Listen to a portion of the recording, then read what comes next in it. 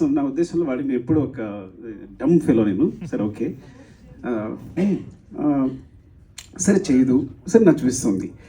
వీళ్ళు షూటింగ్ వెళ్ళిపోతున్నారు, నాకు టెన్షన్. అది ఏం చేస్తుంది, సరే చేస్తుందా.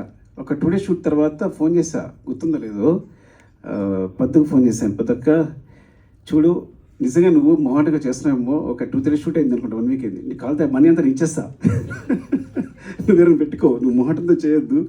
అయ్యో సార్ మీకు తెలియదని. సార్ తర్వాత నన్ను తన క్లిప్ పంపించింది. నేను షాక్ అయిపోయిన. అసలు ఎప్పుడు తన గురించి, సినిమా గురించి మాట్లాడలేదు, పర్ఫార్మెన్స్ గురించి మాట్లాడలేదు.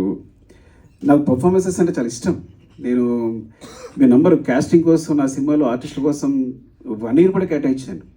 రంగస్థలం అయితే ఒక 8 months, పుష్ప అయితే ఆల్మోస్ట్ 9 months. మీ నంబర్ నా దగ్గర వచ్చిన ప్రతి ఆర్టిస్టు ఎవరైనా అనుకుంటారు, అందరూ వచ్చే కార్డు ఫోటో ఇచ్చేసి వెళ్ళిపోతున్నామని. మా వాళ్ళు ప్రతి ఒక్కరిని ఇంటర్వ్యూ చేస్తారు, వాళ్ళ చేత పర్ఫామ్ చేస్తారు. నేను అన్ని వీడియోస్ చూస్తాను, నాకు అది ఇష్టం బాగా.